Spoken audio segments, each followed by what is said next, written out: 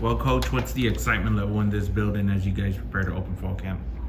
I don't want to sound like be a bummer here, but we just do it so long now. It's not like it ever stops anymore. I mean, we just play football all the time. So we were making jokes. Install one. What is install one anymore? Install one the spring. We've already done that. Install one of the summer. We've done that. So yeah, install one tomorrow for these poor players. It's like the third time they've had install one. And for a lot of our players, it's the 12th time they've had install one. Seems like this season you've settled on doesn't matter, get better as kind of the mantra you guys are going with. Why did you choose that? Where did that come from? I just think it's something to remind us all. I had a feeling we were going to have a lot of guys on a bunch of conference team, all kinds of awards. I felt like we were going to have a bunch of that. I felt like we were going to be predicted to be pretty high in the rankings. We've won 23 games the last 2 years, 30 in the last 3.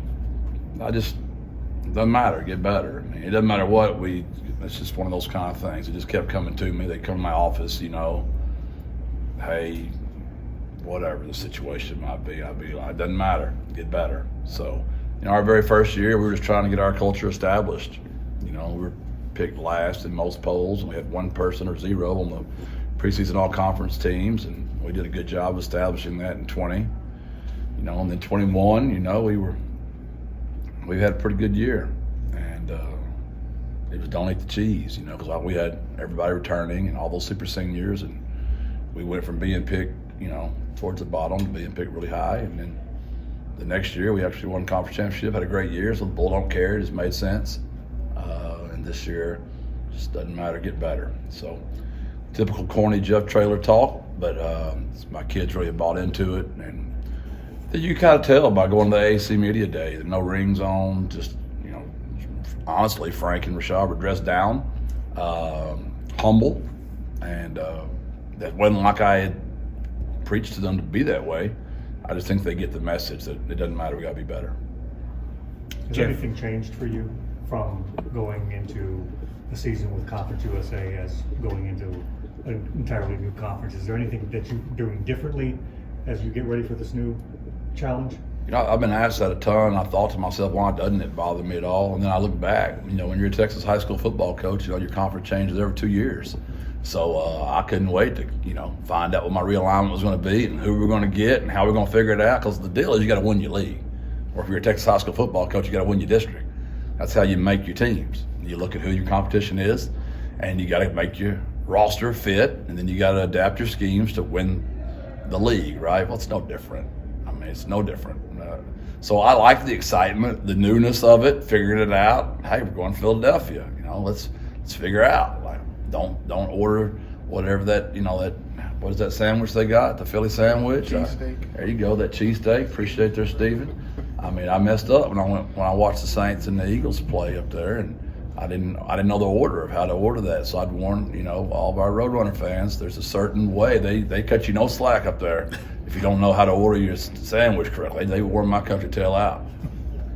Jeff, what's the status of Frank Harris? He said he was almost 100%. How do you plan to use him? We won't play him if he's not himself. So my entire career, I don't play limpers. I just don't want to do it. It's for their own safety. And if he tells me he's good to go and my strength staff tells me he's good to go, and then immediately I look back at that bowl game and he limped quite a bit. And so here I am kind of double talking. But he assured me that he was fine, right? And we knew he had to get scoped. And we did that, as soon as the season was over. And then we had some complications, obviously. But we won't play him unless he's good to go. And he is really, the last month, we have seen just amazing, miraculous healing in that knee. And it's made everybody walk a lot better. The better Frank walks, the better all of us walk around here. Were you had any concerns during that process of the offseason of him going through all that? Yeah, I did. We were really worried. And it was tough because we love him so much and how much he's done for the program, what he means to the city. And to see what he was going through was unbelievably tough. And he's been through a lot before, but this was one of the ones that really almost, he couldn't believe this kept happening to him. But it was really good for Owen and Eddie Lee because they got every rep. And Frank's just now started to come back and get those reps. What's the latest on Clark? What's his timetable? Well, we don't know. We're still, whenever the deficit between his good leg and his leg that had the procedure on, the more that, decreases in the difference. And the more he runs where it's not noticeable, the more he runs without thinking about it. Again, we will not put him out there unless he's ready to go. How's he handling that process? Oh, a lot like Frank. He's had good days. He's had bad days. That's tough. They're young men. And when you mess with young men's, their lower extremities, when you're as talented as both those young men are, it's scary. They've been the best athlete their entire lives. So he's had good days and bad days, but just like Frank, he has way more good days than bad. What's the overall health of the team? You had a bunch of guys down in the spring. Are most of those guys back? Or you expect them back sometime this camp? Yeah, I think we'll be rolling with everybody. Obviously, we'll do limited stuff with JT and limited stuff with Cephas. But other than that, I would expect, unless we've had something come up today, which you'd be shocked at what happens just today. Like, who knows? Somebody might come in with a cold and they won't be out there tomorrow. That's why we have a really good medical staff, and that's why they do what they do. They come in and update me here in a little bit, and we'll take I don't want y'all to think I'm hiding something. In fact, y'all go out there tomorrow and they're not out there, and like, what's up? Well, he probably got a cold and holding him out. Is Cephas still recovering from his knee as well? Yeah, but he's really trending up. He's trending up, and Luke had one of his better days today in rehab. So yeah, I would expect to see him participating, with some controlled reps, but out there. I think it's been the hottest last 2 summers in San Antonio in the history of the city. You guys got any plans to kind of beat the heat in August?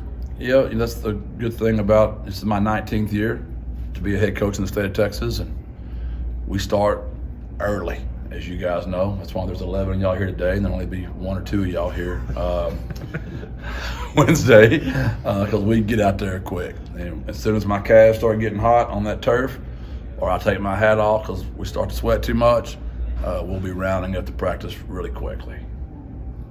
How do you size up the wide receiver room behind JT and Cephas and the other guys that you have available at that position? Well, we have a lot of faith in Chris Carpenter. He played some valuable minutes for us last year, did a great job returning punts and kicks. We have a lot of time in Tyke Kellogg. Tyke's graduated, had a really good summer, so we're excited about those guys.